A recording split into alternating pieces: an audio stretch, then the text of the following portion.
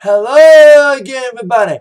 Zack Attack is here with the Attack Line for Thursday, November 10th, 2011. Alright, let's kick it off with the CMAs, which were last night. And what I like to call an upset, seriously, I did think that Blake or Jason or Brad was going to win. I thought Brad was going to repeat it, but it ended up being the winner being Taylor Swift, winning the Entertainer of the Year award for the second time, first since 2009. My mind, I like Taylor. She's okay. She's not the best singer in the world, but you know what?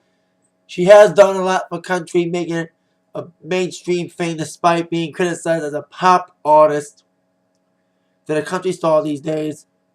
She lost a lot. She was like 0-5 until she won this. So she's the first artist I've seen since Kenny Chesney to win both the CMA and ACM for Entertainer of the Year.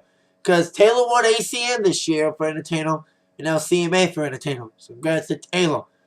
But even though Taylor won the biggest award, she was not the biggest winner.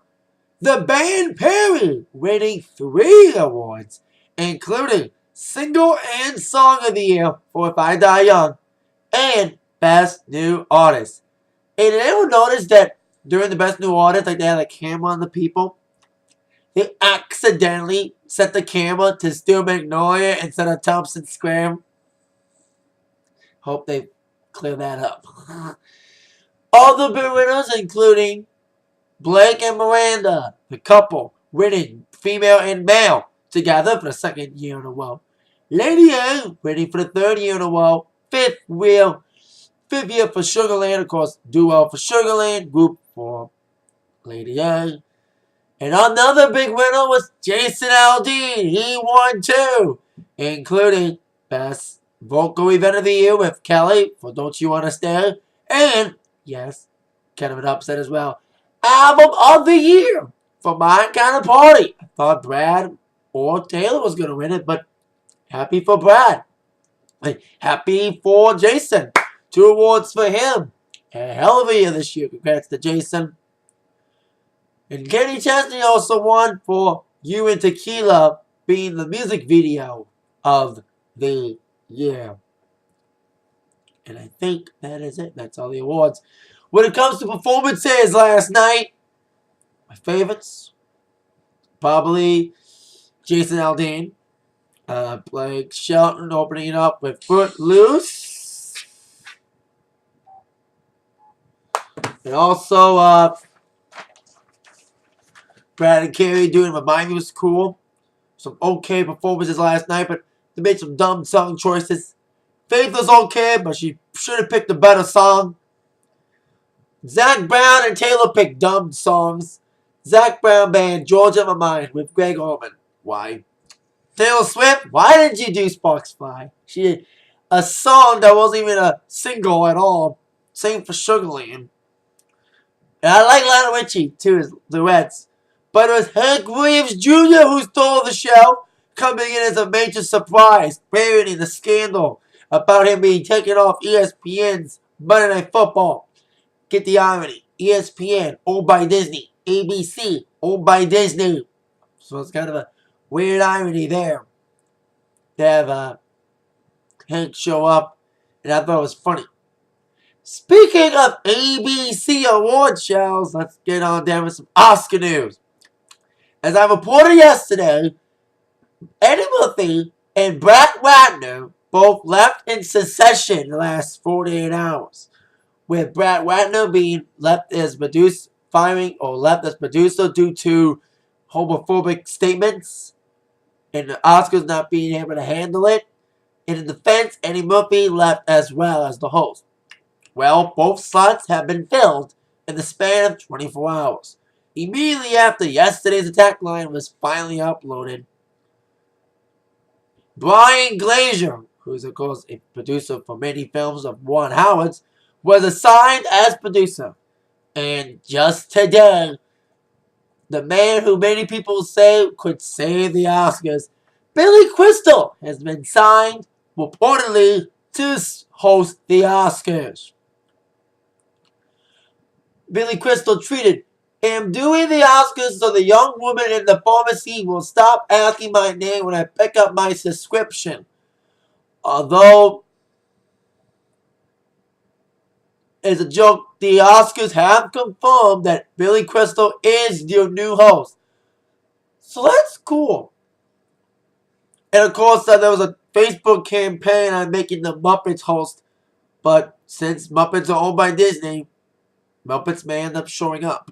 So that's interesting to have the host and producer slot in 24 hours with Brian Glazier producing, and of course Billy Crystal. Billy Crystal's hosted a lot of times, so I'm looking forward to see what Billy can do. A little upset Eddie Murphy left, but I hope Billy Crystal can make up for it with a fantastic Oscars this February.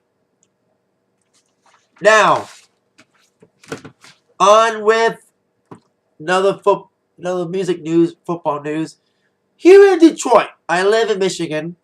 By the way, big shout out to WICD 99.5 Country Station, winning Best Country Station and Best Personalities, Major Station, Major Market, and the CMAs. Congratulations to them.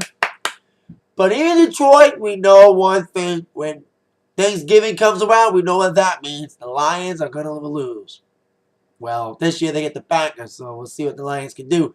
But a week ago, there was rumors that Nickelback was going to do the halftime show. Petitions have been signed to make Nickelback not do the Super Bowl halftime show. Let me say this. Every time there's a non-Detroit artist signed to do a halftime show in Detroit, people bitch about it. The same people who bitches about Nickelback are the same people who bitched about the Rolling Stones playing the halftime show at the Super Bowl back in 2006 at Ford Field. Super Bowl 40.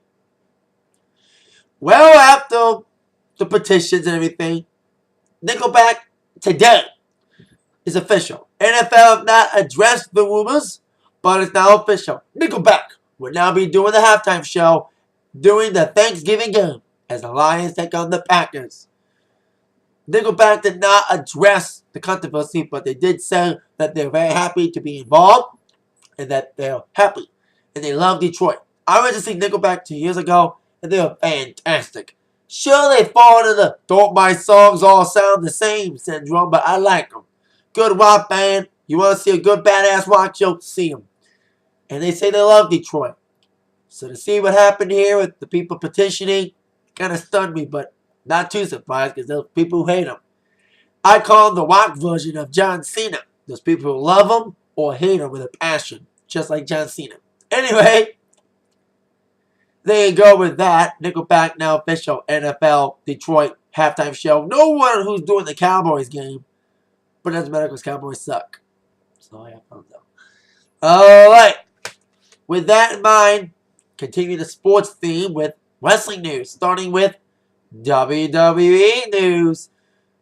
It has been reported at a house show that Christian has suffered an injury because WWE's been in Europe all week doing house shows in Europe, taping Raw in Liverpool, and I think they did SmackDown in England as well. And there's a lot of there's a report of a Christian injury, and they don't know how serious the injury is. He's been pulled from the tour, what has been described as a leg injury. Christian is, of course, supposed to be in, I think he's supposed to be in the Survivor Series, in that Survivor Series tag match with Team Barrett. So, we'll see what happens with Christian. Get well him. Now, on the TNA Impact Wrestling preview. Now, I missed it last week because I mentioned I went to the TNA Impact house show at Mount Pleasant, and I thought it was a good show. Watch my review if you haven't yet. Let's get on down with your top 5 questions that must be answered. Christian!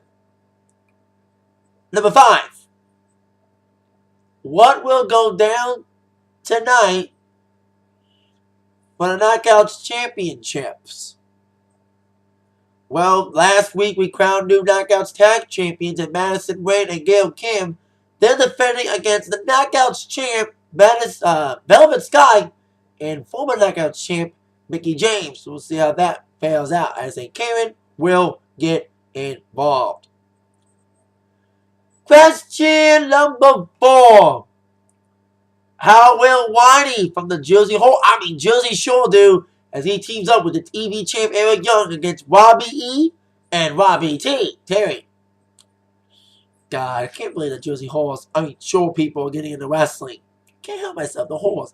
Anyway, so Whitey's now wrestling. We'll see how he does. I bet he's going to epically fail. Question number 3. What will go down tonight? Anything be added for the Turning Point pay-per-view? Turning Point is this Sunday. I think they made all the matches. Well, since I didn't watch last week's Impact, because I was away, I don't know what matches they are. So there you go. Question number 2. What will go down between James Storm and Bobby Roode? Now, I did know this before last week's taping, that Bobby Roode did win the TNA World title against James Storm this past Thursday. Apparently he's heel. That's what I'm hearing, he turned heel. So we'll see what goes down with Roode tonight and see if he gives Storm a rematch at Turning Point or not. And question number 1 must be answered. What will go down in a 6-man tag as 3 members of Immortal, Scott Steiner, Bully Ray, and Jeff Jarrett, take on Anderson, Jeff Hardy, and a mystery partner. I'm guessing the mystery partner will be RVD, but who knows? But this tag match should be interesting. And I'm surprised Jeff wasn't on the card Mount Pleasant. He was advertised, but Jeff Jarrett didn't show up. And I mentioned that. So what will go down? The final Impact before Turning Point. Find out tonight on TNA Impact Wrestling at 9, 8 Central on Spike TV. That is it, my Atakline.